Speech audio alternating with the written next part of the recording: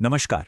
आज हम बात करने वाले हैं एक ऐसे ऐतिहासिक दौरे की जिसने भारत की विदेश नीति और घरेलू राजनीति दोनों में एक तरह का भूचाल ला दिया था। ये एक ऐसा दौरा था जिसकी सिर्फ एक क्लिप ने पूरे देश में एक नई बहस छेड़ दी। तो चलिए इस पूरे मामले को परत दर परत समझने की कोशिश करते हैं। यही वो बयान था, सिर्फ ये कुछ शब्द जो सोशल मीडिया पर आप कह सकते हैं कि आग की तरह फैल गए। इस एक लाइन ने प्रधानमंत्री के इरादों पर पता नहीं कितने ही गंभीर सवाल खड़े कर दिए। लेकिन क्या यही पूरी सच्चाई थी? और बस यही सवाल आज हमारे विश्लेषण के केंद्र में है। हम उस वायरल हुए पल को उसकी पूरी कहानी से अलग करके देखेंगे। सच क्या है और इससे भी ज्यादा जरूरी उसका संदर्भ, उसका कॉन्टेक्स्ट क्या था। आइए इस पहेली को सुलझाते हैं। ठीक है, तो इस विवाद को समझने के लिए सबसे पहले उस माहौल में चलते हैं जहां से ये सब कुछ शुरू हुआ। प्रधानमंत्री का ये दौरा कई मायनों में ऐतिहासिक था और शायद इसीलिए इस पर हर किसी की पैनी नजरें थी। तो तारीख थी 25 और 26 फरवरी 2026। ये प्रधानमंत्री मोदी का इजराइल का दूसरा दौरा था। लेकिन इस बार बात कुछ और थी। वो इस्राएली संसद, जिसे नेसेट कहते हैं, वहां भाषण देने वाले पहले भारतीय प्रधानमंत्री बनने जा रहे थे। ये अपने आप में एक बहुत बड़ी कूटनीतिक घटना थी। और इसी ऐतिहासिक भाषण के बीच से निकली सिर्फ 10 सेकंड की एक क्लिप, और बस इसी ने पूरे भारत में बहस की आग लगा दी। इस छोटी सी क्लिप को ऑनलाइन इतना ज्यादा फैलाया गया कि हर तरफ बस इसी की ही चर्चा होने लगी। तो अब आते हैं सबसे जरूरी हिस्से पर। उस वायरल क्लिप के पीछे का पूरा सच क्या था? देखिए, कॉन्टेक्स्ट यानी संदर्भ यहां सबसे ज्यादा मायने रखता है।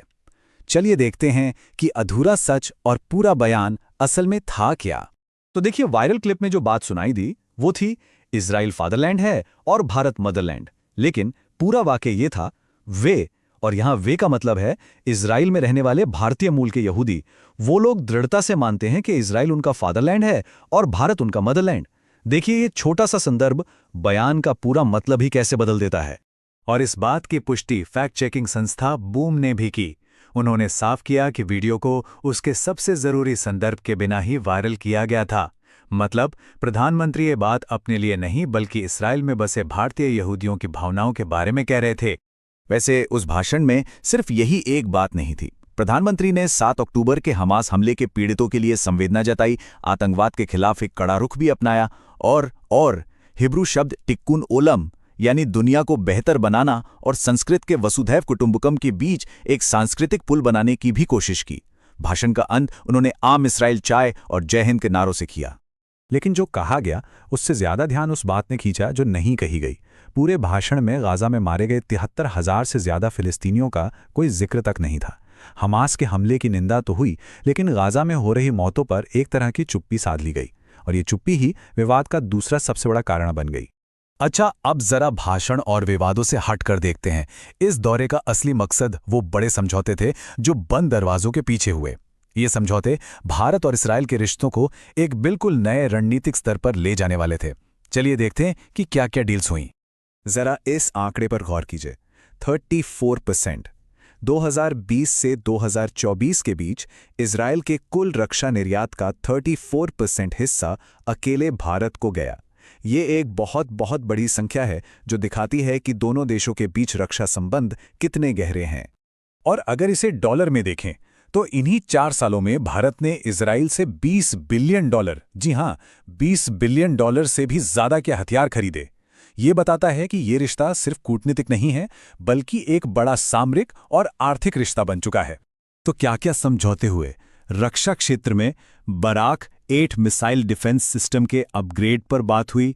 हारूप, कामिकेज ड्रोन और आयरन डोम तकनीक के ट्रांसफर पर भी बात आगे बढ़ी। व्यापार $36.2 बिलियन तक पहुंच गया और एक फ्री ट्रेड एग्रीमेंट पर भी बातचीत शुरू हुई। और हां, एक और अहम समझौता हुआ जिसके तहत अगले 5 सालों में 50,000 भारतीय कामगारों को इजराइल में नौकरी दी जाएगी। अब बात करते हैं एक बड़ी भू राजनीतिक योजना की।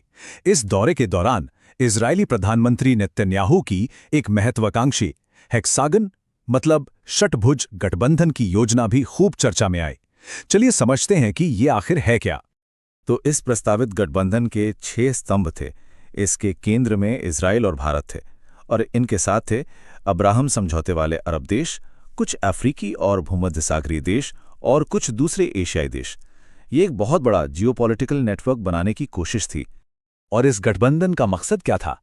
नेतन्याहू के ही शब्दों में इसका मकसद कट्टरपंथी शिया और उभरते कट्टरपंथी सुन्नी ध्रुवों के खिलाफ एक सिस्टम बनाना था। ये साफ तौर पर ईरान और उसके सहयोगी गुटों को एक सीधा संदेश देने जैसा था। तो जाहिर सी बात है, इतने बड़े दौरे और इतने बड़े नीतिगत बदलावों पर प्रतिक्रियाएं तो आनी ही थीं, भारत के अंदर भी और बाहर भी। इस दौरे को लेकर एक जोरदार बहस छिड़ गई। भारत में मुख्य विपक्षी दल कांग्रेस ने इसकी कड़ी आलोचना की। जयराम रमेश ने इसे नैतिक कायरता तक कह दिया और सवाल उठाया कि भाई जब पूरी दुनिया नेतन्याहू की आलोचना कर रही है तब भारत उनके साथ क्यों खड़ा है। वहीं दूसरी तरफ सरकार और उसके समर्थकों का तर्क था कि ये भारत के राष्ट्रीय हित में एक रणनीतिक साझेदारी है। उनका मानना था कि आतंकवाद के खिलाफ लड़ाई और भारत की रक्षा जरूरतों के लिए इजराइल एक जरूरी सहयोगी है। तो कुल मिलाकर यह दौरा आखिर दर्शाता क्या है? क्या यह भारत की विदेश नीति के लिए एक बिल्कुल नया रास्ता है? चलिए इसके बड़े जोखिमों और इसके पीछे की जो सोच है उसका विश्लेषण करते हैं। इस चार्ट पर एक नजर डालिए। भारत अपने कच्चे तेल का 80% से ज्यादा खाड़ी सहयोग परिषद यानी जीसीसी देशों से आयात करता है। अब इजराइल के इतने करीब जाने से इन देशों के साथ संबंधों पर असर पड़ने का एक बहुत बड़ा जोखिम है, जिससे हमारी ऊर्जा सुरक्षा खतरे में पड़ सकती है। तो पूरी बहस इन दो विचारों पर आकर टिक जाती है। सरकार के लिए ये स्ट्रेटेजिक ऑटोनॉमी है, यानी अपने हितों के हिसाब से बिना किसी दबाव के फैसले लेना। वहीं आलोचकों के लिए ये एक नैतिक हार है, क्योंकि भारत ने अपनी 80 साल पुरानी गुटनिरपेक्षता और तटस्थता की नीति को छोड़ दिया है। अंत में एक बात तो तय है, इस दौरे ने भारत की विदेश नीति में एक नया और कह सकते हैं कि एक साहसिक अध्याय शुरू कर दिया है। लेकिन ये एक रणनीतिक मास्टर स्ट्रोक साबित होगा या फिर एक बहुत बड़ा जुआ जिसका असर भारत के भविष्य पर पड़ेगा? ये एक ऐसा सवाल है जिसका जवाब सिर्फ और सिर्फ आने वाला वक्त ही देगा।